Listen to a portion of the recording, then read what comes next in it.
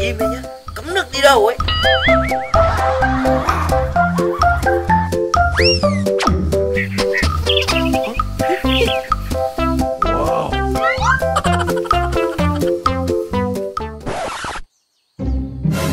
Chuối.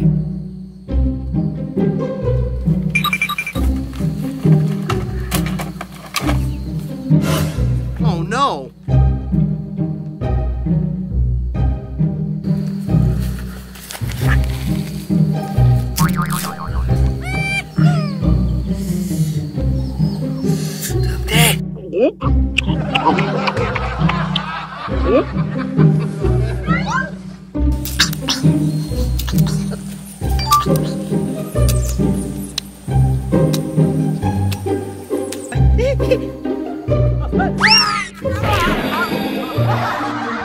Thế mà cũng trượt. Đau quá. Nope. Chú của tao.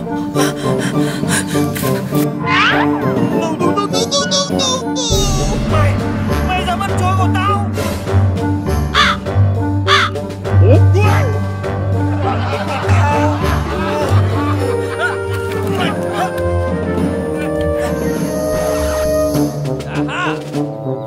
Hả? Súng. Yeah. Hả? Quên súng.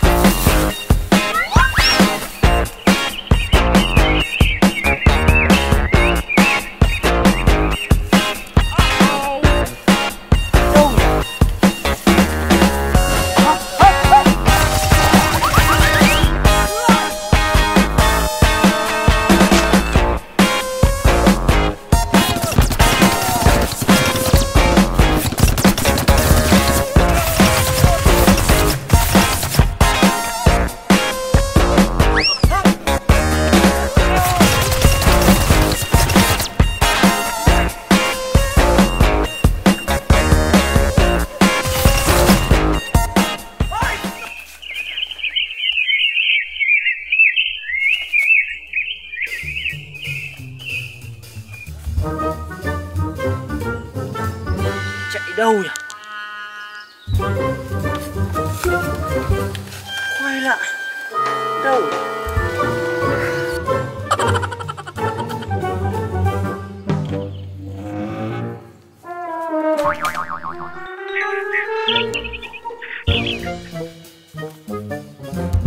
Thằng này chạy nhanh thật đấy. Ăn hết cả nồi chuối của mình.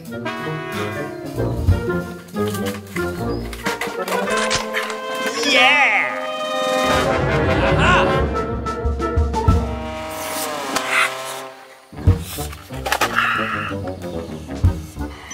May quá mới còn một quả.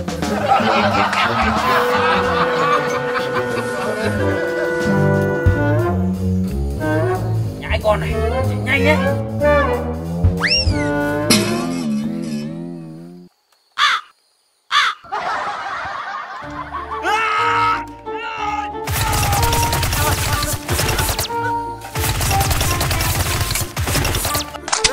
Nope.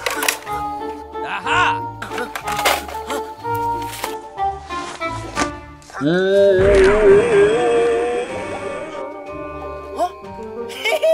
Thằng ngu này. Hả? Mày dám à? Hả? Mày định lấy đi đâu hả? Mày dám ăn chuối của tao à? Anh ơi, sao không dám ăn chuối của anh nữa đâu. Còn lần sau cơ á? Liệu hồ đấy.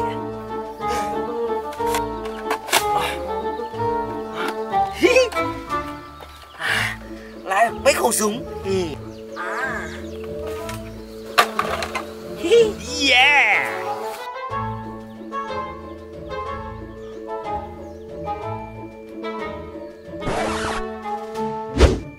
Mày còn dám đến đây cả. Tao mang dứa đến này. Vào đây, vào đây. Ta vượt câu, vào ăn dứa nhá.